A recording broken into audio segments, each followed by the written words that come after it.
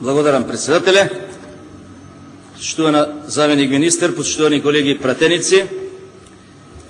она што го имаме денес како предлог законско решение е законот за процена, донесен, односно направени измени, поврзани со измената за овластени проценувачи, односно овластени проценители во локалните самоуправи.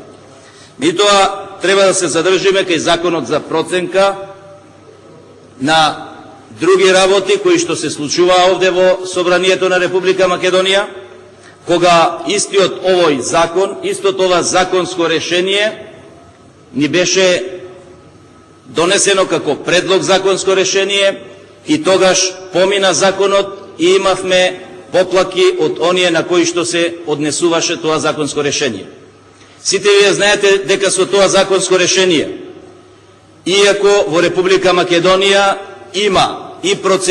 комора на проценители, имаше и овластени проценители кои што си формираа собствени друштва за проценување, како трговци поединци, како друштва за вршење на проценка. Со законот кој што го донесовте токму во овој парламент, им беше одземено правото на сите тие трговски друштва и трговци поединци да вршат проценка на имот и сите нивни проценки да идат преку бирото за судски вештачења.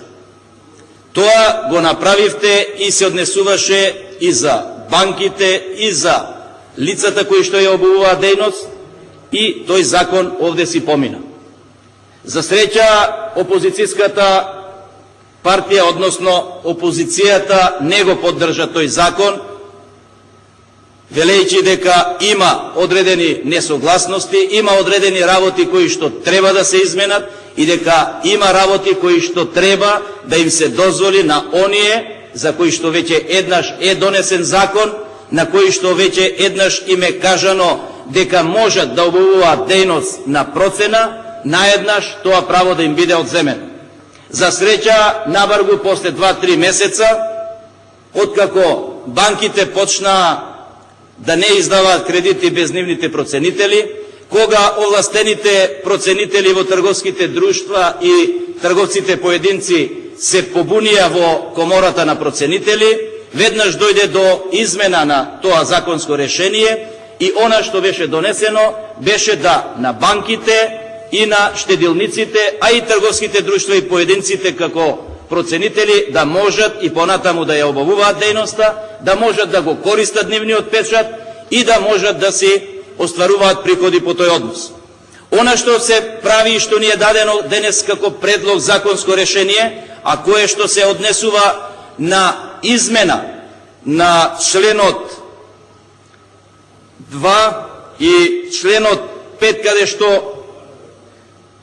е кажано кој е проценувач, па во точката во членот 5 се бришат одредени точки, за да на крај се каже дека овластените проценители ќе можат локалните самоуправи да имаат вработено собствени проценители. Она што вчера го слушнавме кога се зборуваше за законот за даноци на имот. Овде се кажа дека досега локалните самоуправи ниту имале, ниту работеле онака како што треба. Тоа е крајно некоректно, бидејќи сите ни е јасно дека сите закони кои што ги носиме се во насоки на подобрување на услугите на граѓаните, а овде со проценителите должни беа од Министерството за економија, кога стана збор за законот за процена, да ни се дообјаснат одредени работи кои што тогаш ги побаравме да бидат објаснети. Имено, со ова што се дозволува на локалните самоуправи, а која измена доаѓа кај законот за даноци на имот и каде што се воведува да овластен проценител биде вработен во локалните самоуправи, а воедно да можат, доколку воочат дека не им е потребен проценител, тоа е посебно кај помалите локални самоуправи, да можат да користат услуги на проценител од овластена куќа и од овластен трговец поединец. Она што треба да ни биде дообјаснето со законот за процена, дали кај даноците на имот, дали кај она што значи измена на самиот закон за процена, дали предвиделе при самата измена она што значи воведување на проценител во локалните самоуправи. Дали Министерството за економија смета дека секој нареден промет кој што ќе се врши на недвижнини во локалните самоуправи, сето она што треба да се процени во наредниот период кога ќе одредени лица имаат соодветен недвижен имот, ќе биде работа на проценителите од 1.1.2013 година, од кога веќе е предвидено да стапи во сила овој закон, дали овие проценители во локалните самоуправи ќе се зафатат и со работа, што значи сето она што досега е пријавено како имот на граѓаните, а кој што имот знаеме во поголем број на локални самоуправи и неколку пати беше зголемуван од она што првобитно, кога се донесе законот за данок на имот, беше пријавено од граѓаните, да сега овие проценители дали повторно ќе земат и ќе се зафатат со работа на нова проценка на се она што граѓаните на тие локални самоуправи го пријавиле како данок на имот. Тоа е едното прашање. И дали при вршењето на проценка на имот во локалните самоуправи, бидејќи знаеме дека не постојат само проценители од областа на финансиите и од областа на економијата, постојат проценители од областа на градежништво, од областа на урбанизмот, така да сите тие проценители од земјоделие, дали локалните самоуправи се должни да запослат и должни се да имаат во своите редови проценител, кој што ќе биде вработен само од економија, бидејќи се работи за утврдување на пазарна вредност на сите тие недвижнини, и дали, согласно овој закон, истите тие проценители ќе можат да ги завршат сите работи кои што се предвидени или се предвидуваат во понатамошниот период. Она што треба да беше допрецизирано во овој закон за процена, потребно е да се предвиди, да се каже дали и во законот за проценка е утврдена одредена методологија по која што самите проценители ќе постапуваат. Имено се слушна дека не може некаде каде што има мермер и гранит и некаде каде што има обичен пот да бидат исто проценувани, меѓутоа треба и да сватиме дека досега во сите локални самоуправи се утврдени одредени методологии, поделени се по реони утврдувањата на она што значи проценување на недвижниот имот, и секој промет на недвижен имот беше проценуван врз основа на она што значи каде се наоѓаше тој објект. Ако ние со овој закон за процена им дадеме овластување на локалните самоуправи на проценителите да постапуваат онака како што е предвидено, а не согласно условите на пазарната економија, и дали тој објект,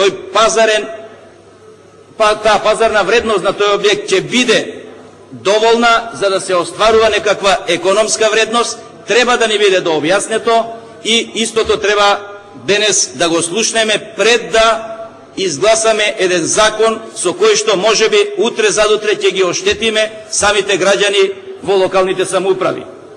Имаме случаеви кога имаме феноменални објекти кои се изградени во надворот, центарот на градот, и при проценка која што денес се предлага, проценка само на пазарна вредност, може да вреди далеку повеќе од некој објект кој што е во центарот, а кој што е понеуреден. Меѓутоа треба да знаеме дека и најголемиот промет на сите тие недвижнини, економски промет кој што го стваруваат, се врши токму во централните градски подрачја, и затоа останува на проценителите да се направи посебна методологија која што ќе биде исто така законски поддржана, за да нема субјективност при проценувањето на објектите. Имено дадено е право на градоначалникот да избира и да прима проценител, а сите знаете дека комисијата за проценување на имот досега беше формирана од Советот на локалните самоуправи. Према тоа, таа субјективност од она што го слушнавме од одредени колеги, да не дојде да одредени градоначалници се стават во улога на оние кои што ќе вршат проценка, а проценителите да бидат само параван дека нешто се врши законски, Потребно е комплетно и до објаснување и да биде направена една методологија согласно која ќе постапуваат и проценителите, без разлика што има и посебен закон за проценка. Благодарам. Заменик од министер за правда има реплика. Повелете. Благодарам, председателе.